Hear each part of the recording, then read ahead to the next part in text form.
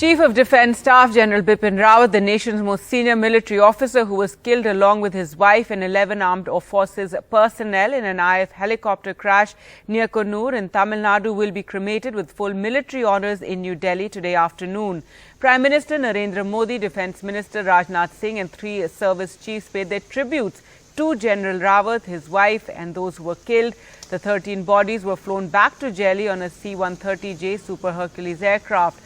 From 11 a.m. today, the bodies of General Rawat and his wife will be kept at their Delhi home for family, friends and public to pay their final respects. The funeral procession will begin at 2 p.m. and the funeral itself is scheduled for 4 p.m. at Brar Square Crematorium, where Brigadier Lidder's funeral will be held at 9 a.m. today.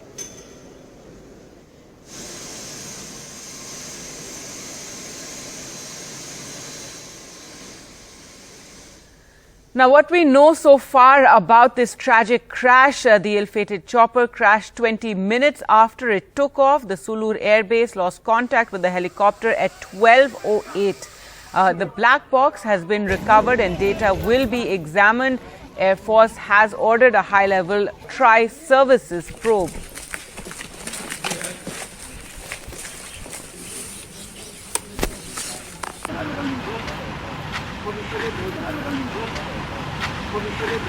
Group Captain Varun Singh is the sole survivor of the crash and he has now been airlifted to Bengaluru's Air Force Hospital as a team of doctors is working to save him. General Rawat will be cremated today.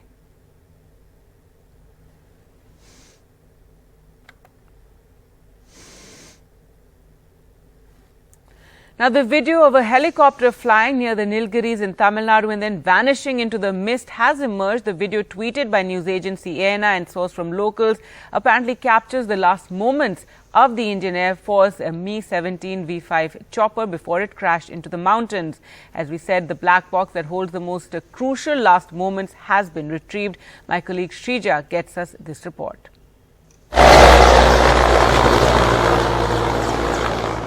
Moments before, the Indian Air Force chopper with the Chief of Defence and 13 others on board slammed into a hillside in Kannur. This amateur video shows the Mi-17 helicopter enter a cloud. The villagers you see here ask one another if there has been a crash.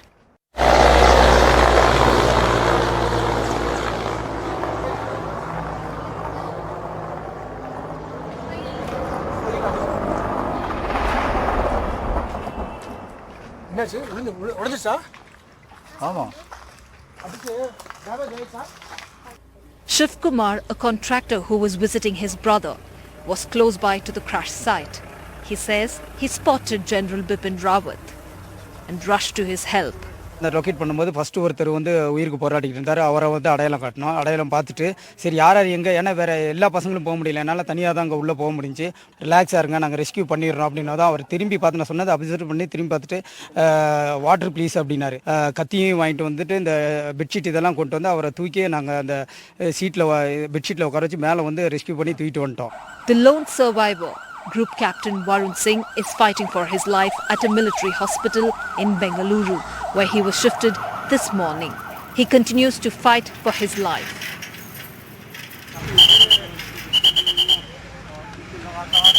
"24 hours after the crash, the Indian Air Force investigators have been able to recover the flight data recorder of the chopper, which will help them map out just what went wrong." Helicopter ने कल 11:48 पर Sulur airbase से अपनी उड़ान भरी, जिसे 12:15 पर Wellington में लैंड करना था। सुलूर एयरबेस के एयर ट्रैफिक कंट्रोल ने लगभग 12:08 पर हेलीकॉप्टर से अपना कांटेक्ट खो दिया। At the Madras Regimental Centre in Wellington, the armed forces personnel who were killed were honoured before their mortal remains were moved to Sulur Air Base, from where they have been flown to Delhi. Through the journey, the motorcade was showered with petals. In Wellington, with camera person Kumar, Shrija for NDTV.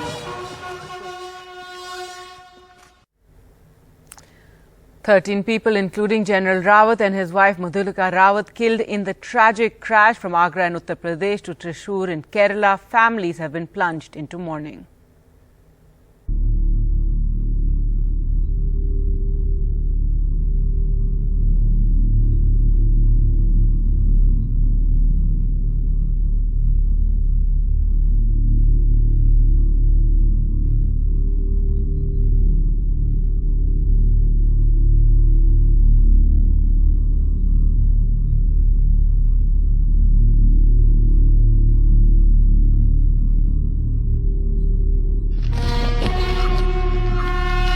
Eleven others, apart from Chief of Defence Staff General Bipin Rawat and his wife Madhulika Rawat, died in Thursday's chopper crash. Their families struggling to cope with the tragedy. Oh, मेरे बच्चा. At her home in Uttar Pradesh's Agra, Sushila Chauhan recounts her last conversation with her son, Wing Commander P.S. Chauhan, on Tuesday night. He was the pilot in command of the helicopter. He is survived by his wife, a 12-year-old daughter and a 9-year-old son. TV तो 1:30 बजे खोला था, खाना खा के मैं सीधी वहीं जाती हूँ तो टीवी खोलती हूँ, टीवी खोल लेती हूँ तो फिर मुझे नींद आ जाती है, मैं ऐसी चला छोड़ देती हूँ। फिर उठी हूँ तो मैंने देखा है तो उस पर आ रहा, पहले जब भी देख के सोई थी मैंने वापस, जब कभी भी आ ही नहीं रहा था कुछ भी वैसे, मैं सो गई हूँ, फिर मुझे मालूम नहीं, फिर उठी हूँ तो उन्हीं के पापा का फोन आया है। ससुर साहब का लास्ट राखी पे आया था, 31 साल बाद उसने अपनी बहनों से राखी बंधवाई थी।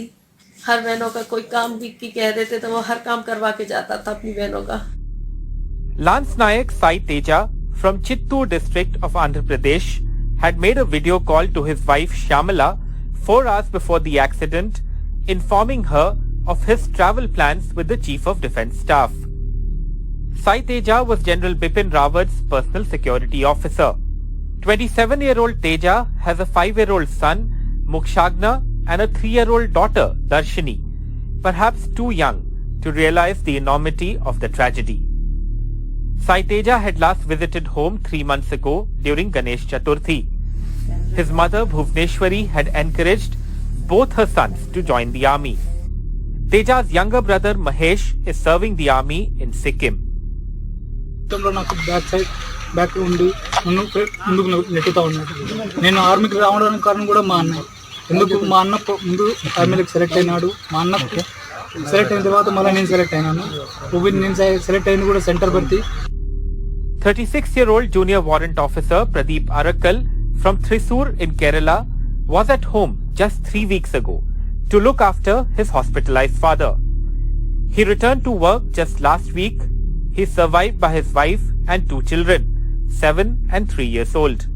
Pradeep's father is still on oxygen support at home and has not been informed of his son's death. Pradeep had actively participated in flood rescue operations in Kerala in 2018. Immense grief for the families of those who died in the chopper crash, but with messages of support from thousands of people across the country. With Naseem Ahmed, Uma Sudhir and Sneha Koshi, this is Alok Pandey, NDTV. Moving on now to other news, and farmers have declared victory and said they will be leaving Delhi's borders starting Saturday. This after they say the government has conceded to their demands on all retraction of cases filed against farmers, their inclusion in the Committee on MSP Guarantee and consultations on the electricity bill. Meher Pandey reports. Celebrations at the Singhu border after the government sent a letter officially accepting almost all of the farmers' demands. All cases against farmers and their supporters will be retracted.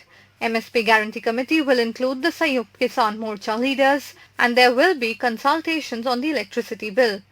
The government will give compensation to families of over 700 farmers who died during the agitation, and there will be no liability or fines for stubble burning. Once the government's commitments came to them, stamped and official, the farmers announced the end of the 15-month-long protest. और आज एक बड़ी जीत लेके जा रहे हैं। ये तय किया है कि हम फिर बैठेंगे 15 जनवरी को समीक्षा करेंगे। बहुत खुशी है, बहुत ज्यादा खुशी है, बता ही नहीं सकते हम लफ्जों में। बाहर जाने को दिल नहीं करता। जहाँ का जो लोगों ने प्यार दिया, जो जहाँ हमें समर्थन मिला। Already their temporary homes are being dismantled, but farm leaders say that this is a suspension of their agitation and there will be a review in a few days. Today we have decided to suspend the agitation. We have not decided to end it. We will have to see the assurances given by the government, how much they have been fulfilled. The government has constituted a committee. We don't even know what that committee would be. Its mandate seems to be somewhat mixed and confused. क्या mission UP हम लोग का चलता रहा, आचार संहिता लग जाएगी उस दिन बताएंगे। मिशन यूपी अभी समझौते के आधार पे अभी सरकार को काम करने दो। With Meher Pandey, Sana Marwaha for NDTV. News now from Uttar Pradesh, and in a shocking incident of excessive force used by the police in Kanpur Dehat, a policeman was filmed mercilessly hitting a man carrying a child in his arms with lathis on Thursday. In the nearly 1 minute long clip, an inspector from the local police station is first seen thrashing the man with sticks. Later, a second policeman is seen trying to violently yank the child out of the victim's arms as the child wails on. The incident took place at the district hospital in Akbarpur town on Thursday afternoon. There you can see them dragging the man even as the child wails. But that's not all. In a shocking statement, and here you can see them trying to yank the child out of the man's arms. But that's not all. In a shocking and outrageous statement that appeared to justify the behavior of the policeman, a senior police officer said on record that light force was used and that the police were actually trying to protect the child.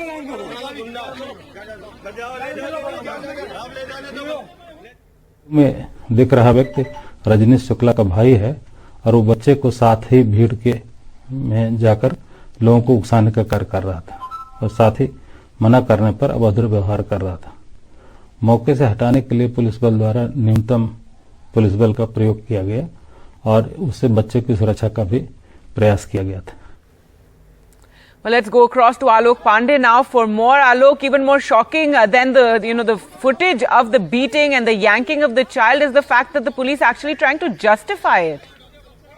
Well, you're absolutely right, Gargi. I think, it's bizarre that they're actually saying that they used mild force. I mean, if this is mild force, then when one shudders to think what would happen if they were to use normal or excessive force. Now, they've issued another statement. There was a lot of outrage. People on social media and otherwise. And Alok, if you could also just tell us what led to this. Yes, I was just about to come to that. So the police have issued another statement saying that they used mild force, but this is no justification for the insensitivity by the policeman. So that's the latest that they have come up with. Now, what the police is saying is that this man with the child is the brother of a government employee at the district hospital in Kanpur Dehat, which is a district that adjoins Kanpur.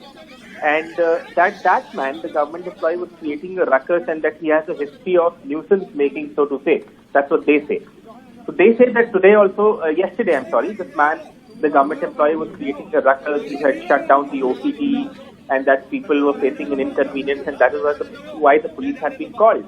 Now they say that man, the government employee, bit the hand of a police inspector, and that this man, the brother who was carrying the child, he was also instigating, so to say, the crowd or the people who were there to not let the government hospital function. Now this again is a bizarre defense, because what you can see on camera there is that there is a man with a child and the police inspector is raining lathis on him and chasing him, trying to yank away the child from him.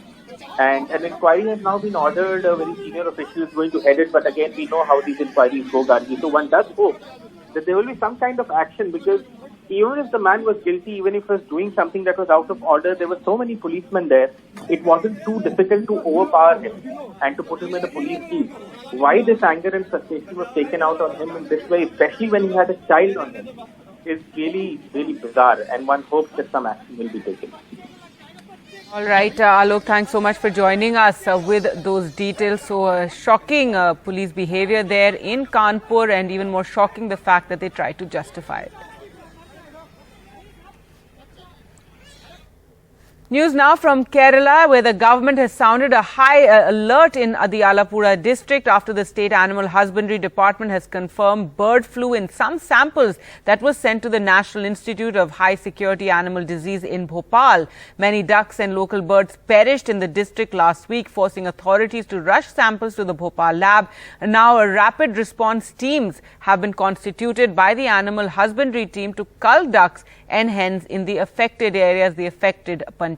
This after bird flu cases were confirmed in some of the birds that had died in the areas.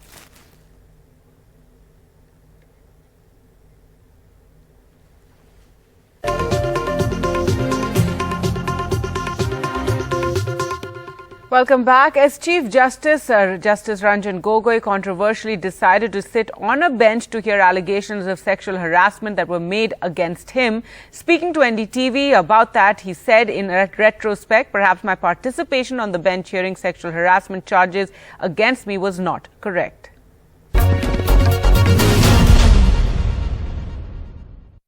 Let's jump into what has been the most contentious part of your tenure, which you tackle squarely in the book, which was the charges of sexual harassment which was leveled against you by a junior member of the Supreme Court. Now, you actually, when the charges came, you convened a hearing which you presided over.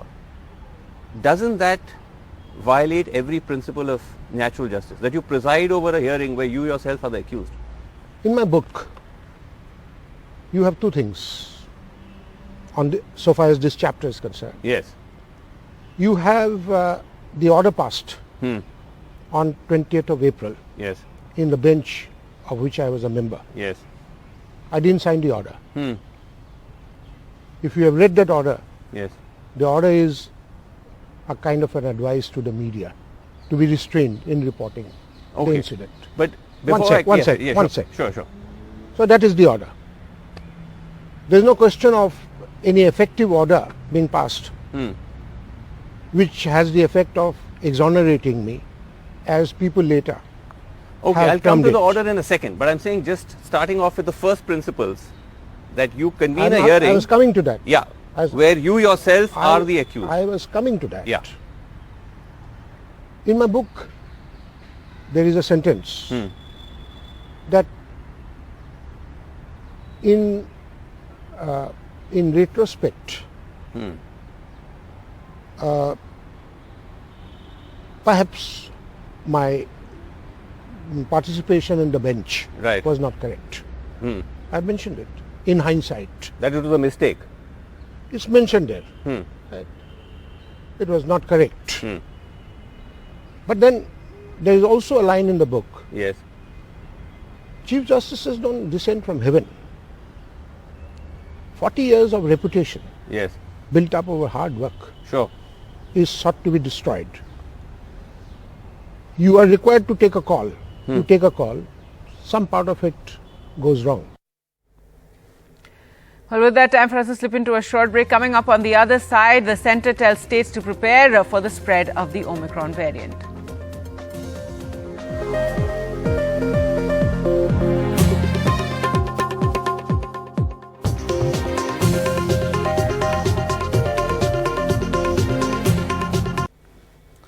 Now, the Union Health Secretary had a video conference with states to review this and strategize on the response to tackling COVID in the light of the new variant and also focusing on vaccinations. The centre said prepare medical infrastructure and ventilators lying unused, promptly dispatch samples for genomic sequencing, ready hospital infrastructure for a surge in cases, and ventilators given by centre are lying unused at some field hospitals. Also, to maintain adequate buffer stocks of 8 critical drugs. Well, to talk more about the preparations, we're now joined by Dr. Suranjit Chatterjee, Senior Consultant, Internal Medicine, Indraprastha Apollo Hospital, and Dr. Hemant Deshmukh, Dean, KEM Hospital in Mumbai. Thank you so much, doctors, for joining us this morning. Dr. Hemant Deshmukh, first to you, what is your view now of, this Omicron variant? So far, we've seen it spreading to over 57 countries is what the WHO said. But even after all these days, it seems that the evidence points towards a milder disease. Good morning, Gargi. As we have spoken earlier, that any kind of virus does not respect borders of any countries or does not respect borders of any city or a state. So my simple answer to everything would be that we need to mount a lot of surveillance at the borders. What I mean is that all the airports should have strict surveillance on travelers who are coming from high-risk countries or any other country where the predominance of Delta variant or Omicron is very high. Now, once said this, what we need to check is the reinfection cases in India. Now, most of the cities that are seeing a spike in the number of cases, especially the Delta and the Delta derivatives, we need to mount surveillance on the amount of reinfection cases which emerge, which I simply mean that two diseases which were forgotten in the last 6 months, that is the influenza-like illness and the severe acute respiratory illness. These are the two diseases where we can mount surveillance to see to it that the Omicron virus does not spread. ILI or SARI are the hotspots or the clusters where if you find them, you need to mount surveillance, do a lot of testing, you do a lot of surveillance and see to it that patients who have even mild disease are being tested. Now, once you test them, you need to isolate them. Now, there are two peculiar conditions which will happen once you isolate or in fact you separate them from other COVID-19 patients. So any kind of Omicron virus suspect has to be isolated separate from the COVID-19 Delta or Delta variant. So this will ensure that there is no cross-infection amongst the people who already have COVID-19 in the isolation wards. Now, one thing which is very important is you have to just see to it that all the hospital infrastructure, which we were always telling that the ventilators should be functional, the HFNO should always be ready at hand. The PSA plant which we have installed in the last few months should be functional. A dry run is mandatory to see to it that any kind of glitches at the last moment should not happen. And O2 concentrators obviously are ready with everybody in all hospital settings. All right, so just prepare, and perhaps this is a wake-up call with the emergence of this variant. Dr. Suranjit Chatterjee, the other point the centre has made is to send the samples for genomic sequencing so we can identify whether it is the variant. But it just seems to take so long in the country. We've identified some over 20 cases of Omicron so far, and one imagines that there are probably a lot more, in fact, waiting on the results of several tests. That's true. It takes a long time, but fortunately, in the last couple of weeks, the duration to identify a genome sequencing has reduced. And now it is 3 to 5 days that you can get the genome sequencing done. But it's obviously very important for the hospitals and for the government to coordinate so that the genome sequencing is done fast so that they can be identified early. And as Dr. Deshmukh said, because they have to be isolated from the other patients so that there is no cross-infection from one person to the other. So it is absolutely mandatory that we work on this early so that we can do the genome sequencing faster. No, absolutely. And Dr. Deshmukh, again, coming back to the reinfection bit, that just seems to be the biggest worry. And this has also led to, a lot of people demanding the booster doses. And that's one debate that has been ongoing. We're still waiting for, the government bodies are also holding more meetings to, decide on this and debate whether it is needed at a time when we still need to vaccinate a majority of our adult population. Gargi, fortunately, we have a bumper stock of vaccinations lying with us in India. And what we need to do is see to it that we get vaccinated as fast as possible and get boosted simultaneously, because it's almost 12 months that the entire country started getting vaccinated. The another point which you rightly pointed out, that the infrastructure along with vaccination needs to be boosted much more higher, and anybody who is in the higher risk group, that is the healthcare workers, anybody with comorbidities like diabetes, hypertension or any other medical condition should be boosted all the time, because it's almost 12 months that the antibodies get depleted. Especially you healthcare workers, you all got it at the beginning of the year. And Dr. Chatterjee, the other issue everyone's waiting on is on vaccines for children, because that would also help cover, a large part of our population. absolutely mandatory. It has to be done early, because what we are seeing in South Africa and all that quite a few young children are getting infected with the new strain. So it is absolutely important that we go ahead with it in a faster way, approve and vaccinate as many people as possible.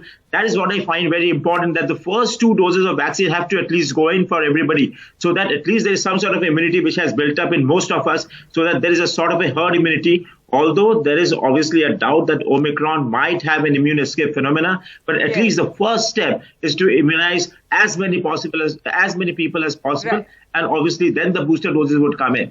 Right, and include children in the vaccination drive. Thank you so much, doctors, for joining us on the program this morning. Thank you. News now from Haryana, and members of several right-wing organizations tried to force their way into a church in Rohtak on Thursday, and they were stopped by the police. The crowd alleged that the church was carrying out religious conversions. The BJP-ruled state is planning an anti-conversion law on the lines of the one in UP. The police, however, said they received no complaints about conversion, and the mob was contained after commotion. The associate pastor of the church said the police had visited the this evening and informed them about the possible demonstration, and the police had also conducted an investigation and found nothing suggesting illegal conversion. हमें शिकायत मिली थी कि ऐसा कुछ हो सकता है, उसकी हमने पड़ताल करी, ऐसा कुछ नहीं पाया, और एहतियातन हमने पुलिस को भी तैनात कर दिया था वहाँ पे, ताकि आपसी भिड़ंत किन्हीं लोगों के बीच में ना हो। कोई भी मुद्दा नहीं था। हाँ, ये जरूर था कि कांग्रेगेशन थी जिसके लिए इजाज़त नहीं ली गई थी, पुलिस से भी नहीं ली गई थी और हमसे भी नहीं ली गई थी, इसलिए उनको कांग्रेगेशन उनकी बर्खास्त करवा दी गई थी। कोई टकराव नहीं हुआ किसी टाइप का, सब सौहार्द, अच्छा भला है सब, ऐसा कोई भी इशू नहीं है किसी भी टाइप का। The Gujarat High Court on Thursday told the Ahmedabad Municipal Corporation that it could not stop residents of the state from eating non-vegetarian food. Justice Biren Vaishnav made the statement while hearing a plea by vendors whose carts had been seized from the main roads by the Ahmedabad civic body last month. The Municipal Corporation's Town Planning Committee had specifically mentioned that stalls selling non-vegetarian items will not be allowed along public roads and 100-meter radius of schools, colleges and religious places. The court told the Ahmedabad Municipal Corporation that it cannot impinge on people's food choices. Welcome back. Justice Gogoi, the former Chief Justice of India, has come in for criticism after his newly published memoir included photos of him with other judges on the Ayodhya bench at a dinner in a luxury hotel, and it was captioned celebrating the landmark Ayodhya verdict. But in an interview to NDTV, Justice Gogoi denied that the dinner was a celebration.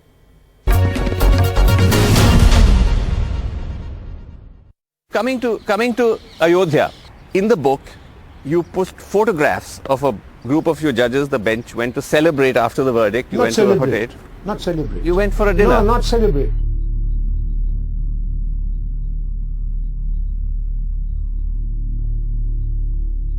Okay, but you went out for dinner. For dinner with your friends. Yes.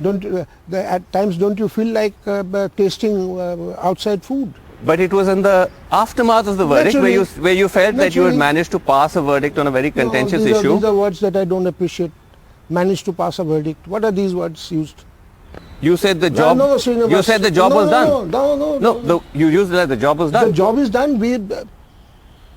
Why are you picking up a sentence from here and there? Look at the enormity of the task that was taken up by the bench. You don't think there's something not celebratory about a group of judges having a dinner, posting a photograph about something as contentious as Ayodhya? Each of these judges have worked and worked and worked for 4 months. Sure. And that was a huge challenge. Okay. What as the Chief Justice I felt at every moment is what would happen if to the reputation of the institution if this judgment doesn't come.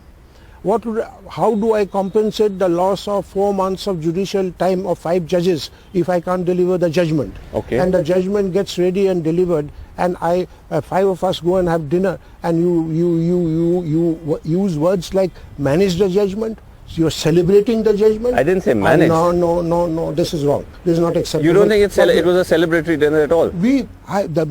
My judges and all of us worked so hard. We thought we'll take a break. Okay. Right? and that is we have committed something which is not permissible. No, you don't think something which is not permissible. You don't think it comes across as insensitive, especially to those who may have lost the judgment and who may have felt that may have actually felt very pained by the outcome. Mr. Srinivasan, yes. as a media person, you cause a lot of pain to a lot of people. You know that. You cause a lot of pain to a lot of people. What does that have to do with my question? You don't go for dinner, right? You don't eat. You mourn, sitting at home. Oh, this interview, that interview, this statement, that statement, based on half facts, untruths, half truths, have caused pain to others. You mourn for the rest of the day.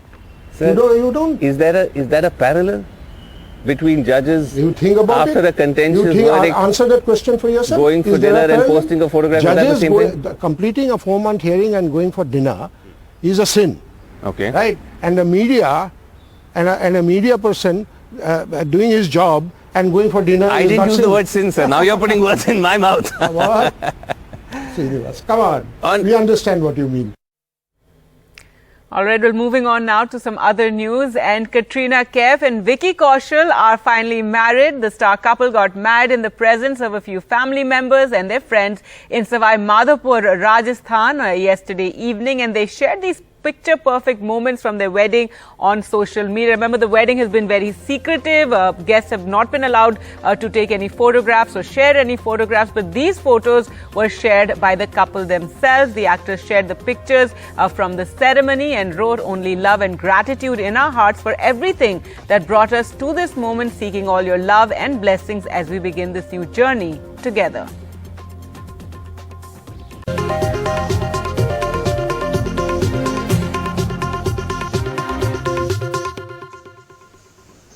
Last rites of Brigadier Lider will take place at the Brar Square Crematorium at Delhi Cantonment. There you can see his mortal remains being brought there. This is the same place where General Bipin Rawat's last rites will take place at 4 p.m. today.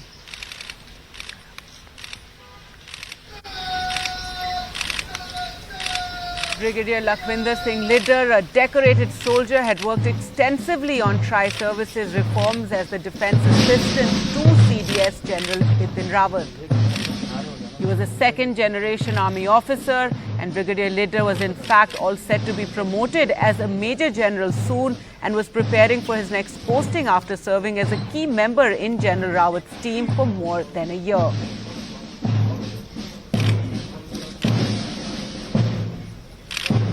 Brigadier Lider had served extensively in counter-terror operations in Jammu and Kashmir and commanded a brigade along India's borders with China.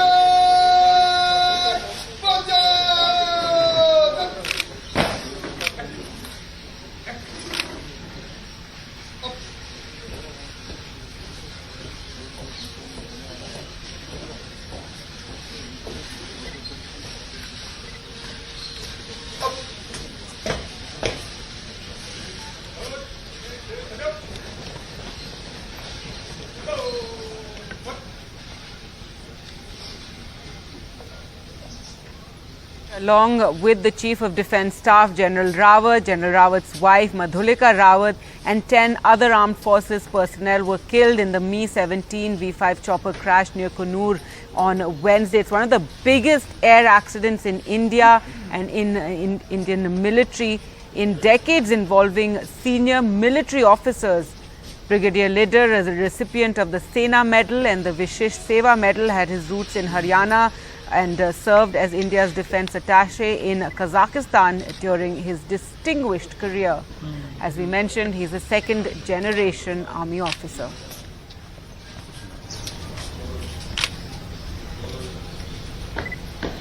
So far, the army is now trying to identify the remains of the 10 others who were killed. Only General Bipin Rawat, his wife and Brigadier Lider have been identified so far. His last rites will take place in a short while from now at the Brar Square Crematorium at Delhi Cantonment. And this is where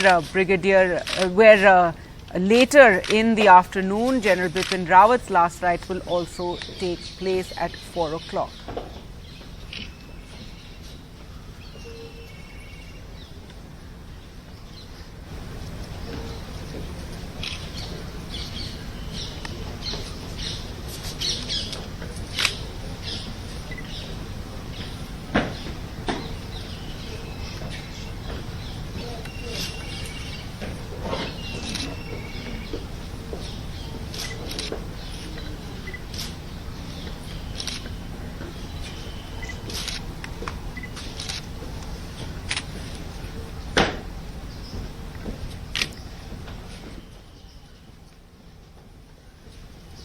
Joining us on the program is Commodore Uday Bhaskar, retired Director, Society for Policy Studies. And, Commodore Bhaskar, it's just so tragic, this accident. We're all, I think, still in shock and just wondering how it took place. And 13 people killed in this manner, India's highest ranking defense officer killed in this manner, Chief of Defense Staff, General Bipin Rawat. And right now we're watching the tributes being paid to Brigadier Lider.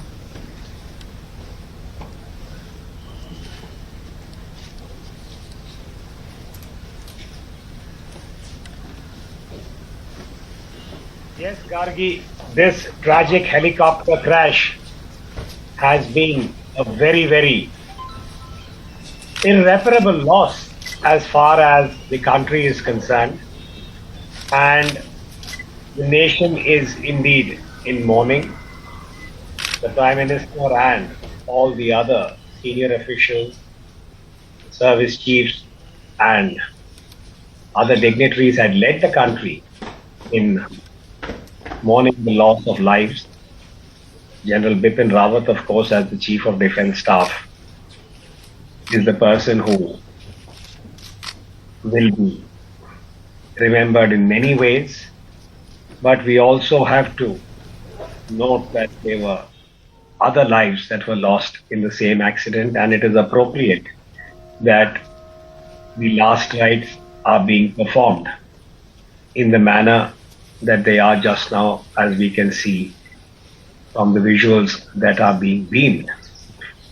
And I think there will be an appropriate time to draw the lessons that must be learned about the movement of VVIP aircraft, the protocols, and I'm sure that the right correctives, if I may put it that way, would be applied to ensure that we never have a loss of life in this manner. And this is something which will have to be internalized along with all the other strands that we would associate with the loss of General Bipin Rawat and his own task as far as the role that had been assigned to him as India's first Chief of Defence Staff. At the moment, of course, I think we are looking at the ceremony for Brigadier Lider and others who had died in this ill-fated helicopter crash. So there is a certain, I would say, gravitas and sadness associated. And every military funeral, I think, kindles so many memories about the person who has been lost, the enormity of this loss for the family. And I think this is something that we must ponder over every individual on this helicopter who had lost their lives in the Nilgiris. Gargi? Absolutely. Families plunged into mourning. The nation also in mourning and in shock over this very, very tragic accident in Coonoor. As you said, Commodore, that, you know, we're still waiting to know what happened, and there is an inquiry that's taking place, a tri-service inquiry and a probe that is taking place. You talked about, you know, that efforts must be made to improve security, especially involving VVIP travel. And one can't imagine what more could be done, because we have been speaking to experts and, you know, everybody was talking about the layers of checks and security that take place when there is such a movement, and also the fact that it was just a 20-minute chopper ride from, you know, the airbase to Wellington. Yes, Gargi, I think this has been an absolutely anomalous experience as far as VVIP helicopter movements are concerned. And this had been said yesterday, and I'm only recalling what has been what broadly the professional expert assessment, which I want to add with a caveat that it is speculative at this stage, and the court of inquiry will give us more accurate reasons. But the standard drill for any helicopter movement towards the Staff College in Wellington, and all of us who have been in service are very familiar with this topography and the route. It is literally a pick and drop, whatever be the flight path for the helicopter concerned. In this case, from Sulur to the Staff College helipad would have been a very routine kind of flight. Yes, our pilots are very experienced, they are aware of the local conditions, and which is why I'm using the word anomalous. This should not have happened. It's a tragedy that, as I said, nobody had anticipated in this manner. And I think in all fairness, we wait for the court of inquiry to come up with its own findings. The black box, as we noticed yesterday, had been retrieved, and there would be some very valuable and important bits of information that would be put together by the expert. And it is from there, I think, that the correctives I was alluding to would possibly have to be introduced by the entire system. Because as I said, every and given the amount of helicopters are carried out We were also joined by Major General Gigi Dwivedi, a retired defence analyst, and we're watching tributes, the last tributes being paid to Brigadier Lider. He will be cremated today in a short while from now at the Brar Square Crematorium in Delhi Cantonment. This is the same place where later at 4 o'clock General Bipin Rawat's last rites will take place. Thank you so much, Major General, for joining us. And it's just, I was just speaking to Commodore Bhaskar about, how everybody is still so stunned by this accident, and it's absolutely tragic. 13 lives lost, General Bipin Rawat, and then all the other officers, everyone else who was serving, their lives also lost. We're watching these tributes, floral tributes being paid to Brigadier Lider just now. I think it's a very emotional moment. Because we have lost some of the best that we have in armed forces and some of the brightest. Though I didn't have the opportunity of serving with Brigadier Lider, but what I hear of him, I think he had an exceptional career as an undergraduate, and also he has done foreign assignments, he has done staff course, and when you are selected for assignment like defense advisor to the CDS or the Chief of Army Staff, you have to be exceptionally brilliant because you are the chosen one. And then the officer who selects you has tremendous trust, and that's what defines such appointment. And more than that, he was approved to be a 2-star as a Major General, and that shows that he had a very exceptionally brilliant career, and we have lost a very bright officer who had a great career in front of him. And I'd like to share one or two additional issues. You see, Mi-17 is a workhorse, and I was in Siachen as a battalion commander, and this machine was our lifeline. And those flying conditions cannot be imagined when these such machines fly at 18,000 feet in very adverse weather. We never had a mishap. And at the same breath, I was posted in Staff College as faculty, flown number of times from Coimbatore to Staff College.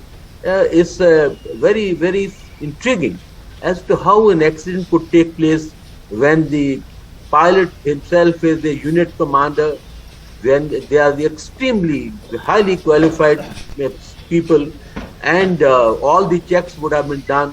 I think, there would be nothing left to chance when the VIP is on board. But then, I think this tragedy had to happen, and this is what we call a 1 in a million chance that is there. But whatever it is, I think we have lost a very brilliant set of officers from General Rawat onward to brigade leader, the pilots and all others. They were exceptionally brilliant people, and this loss can never be made up. But nonetheless, as human beings, we have to take in stride, and we soldiers are trained like that we take the adversity with, of course, pain, but with a lot of bravery, and that's how the show goes on. Over to you. Right, General, and we also know you were talking about the work that Brigadier Litter was doing. He'd been, he'd worked for nearly a year and extensively with General Bipin Rawat on, the important task of modernizing the defense that had been given to the Chief of Defense Staff. So, and it had been 2 years since the appointment of General Bipin Rawat as CDS, and Brigadier Litter working very, very closely on the tri-services reforms. If you could talk a bit about that. And I'd just like to interrupt you there. We have the NSA Ajit Doval there paying his floral tribute to Brigadier Litter ahead of the cremation will take place in a short while from now, but everyone paying tribute to Brigadier Litter. Yes, go ahead, General. Well, I served in the Integrated Defense Staff on 2 occasions. Once after I had come back from China, I was looking after the intelligence desk, and thereon, as a Major General, I was looking after the strategic issues. Well, I think Integrated Defense Staff had a tremendous role, and what General Rawat was, doing, I think that was a great challenge, because we were transforming. It was a major transformation when you want to bring in changes which are very deep-rooted, and to bring 3 services together, not only jointness, but this involved integration, what we call theaterization, doctrinal changes. When we are talking about joint doctrines, joint fighting, joint training, joint acquisitions, all this were not run-of-the-mill, issues. They were the issues which were trying to chart a different path. And that is the way forward, because in today's warfare, you have to fight together. You have to fight as an integrated whole and not as entities. I think what General Rawat was doing was to lay a new blueprint for the Indian Armed Forces, and he had set up a very sound foundation in the last 2 years. And I had a couple of time interaction with him. In fact, I would say he was a very humble person. One of the seminars I had presented a paper, he came up to me and he said, General Dwivedi, I read your book on China, which you had co-authored, and it is a great piece. And thereon, he also wanted a copy of my book on the strategy. And I think he had a great insight into what is going on, very great mental clarity, vision that China is actually the foremost enemy, all adversary. And I think he was going forward in a very systematic manner. And one last thing which I wish to say, that when you are at that helm, you have to have a very good relationship with the political leadership, with the bureaucracy, because that is what actually can take the thing forward. And to that extent, I think he has built a great rapport, and he was really a soldier's general. He had tremendous reputation on the ground and an excellent reputation as a professional, both in the civil and in the military circle. Over to you.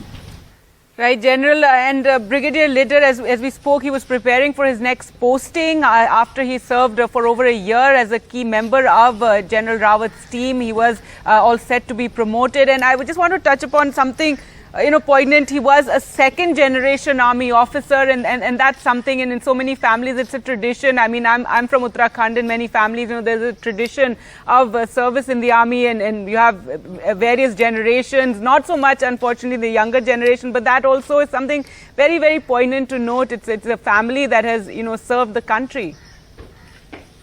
Absolutely. I think armed forces work on legacy of the families, legacy of the units. That is the greatest strength. And when you have the family legacy, you have a benchmark. You have a benchmark what your elders did, and you have a grooming. You have great amount of motivation, and I think your DNA is defined by the legacy of your predecessors.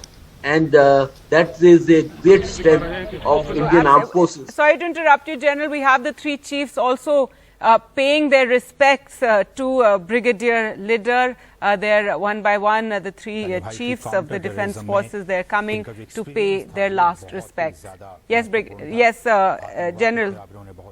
Yes, I was talking about the legacy because you see, these are the latent or intangibles, what makes an officer, what makes a team, what makes a unit. And these all count towards the morale, because we fight wars with weapons, but we win by the morale. And the morale is what legacy you have, what are your traditions, what's your DNA. See, when you belong to the army family, then you go to a great institution like NDA and Indian Military Academy and other institutions, and then you join the regiment, which has a great history. And from a personal experience, I can say I have walked this way. I went to Sainik School, went to NDA, very clear path to join the armed forces, but there's always a great motivation. And there can't be greater motivation than your own father, your own grandfather. They have served in these battalions, they have served in the units. I think that's a very defining factor, a intangible, which actually is a cutting edge for an individual and also for the unit and the army at large. Over to right, Commodore Bhaskar, if you could come in here with your thoughts as well. And the General just spoke about morale of the army and defence, and I mean, again, coming back to the shock of this accident, and when we talk about morale, we can just imagine the shock that the army and defence forces must be feeling, that the highest serving officer and his team in this manner, Brigadier Litter as well, just killed in this chopper crash that you described as something very routine, just pick and drop. It's a 20-minute chopper ride. Let me add to what has just been said, Gargi, that each service has its own ethos in terms of how traditions are nurtured. And we have seen that in this tragic helicopter crash, the CDS General Rawat, his principal advisor Brigadier Litter, other service personnel on his entourage, and the Air Force pilot, the co-pilot, amongst other Air Force personnel, have all lost their lives.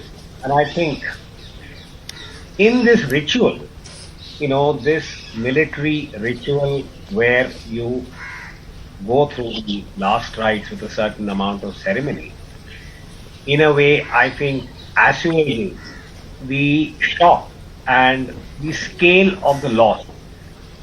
And I think that is what we are witnessing now, that across the board, at the national level, at the level of each of the services and the units that have been directly involved, I think they internalize the scale of the loss, and I'm sure that every family that has lost its loved one in this manner, they would have to find the necessary, I would say, ways, and also find ways of coping with this loss. We were just reading in media about different parts of India, Uttarakhand that you mentioned, Haryana, Andhra Pradesh, Telangana, where every family member who is in a state of shock, particularly wives, children, about what lies ahead, And that is where I think the traditions of the Indian military and the way in which there is a larger support system that helps people to come to, not terms, I don't think it's ever possible to come to terms with the loss of a loved one, but at least cope with the kind of grief that would descend. And which is why I think these rituals, elaborate as they are and also very, very poignant, are important. They play a role. And in this case, I think it is also very distinctive, the way in which across the country there is a national sense of loss, and the symbolism of the role played by the soldier, the Fauji.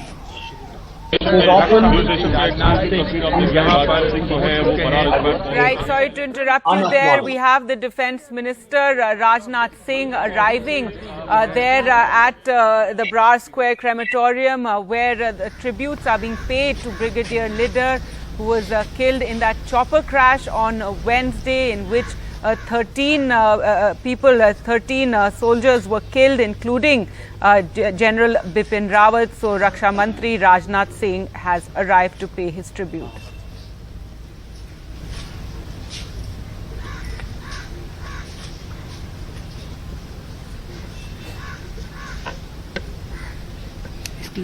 Raksha Mantri Rajnath Singh arriving there to pay tribute to Brigadier Lidder. His cremation will take place, last rites will take place in a short while from now. This is at the Brar Square crematorium in Delhi Cantonment, and it is here where later today at 4 p.m. General Bipin Rawat's last rites will take place with full military honours.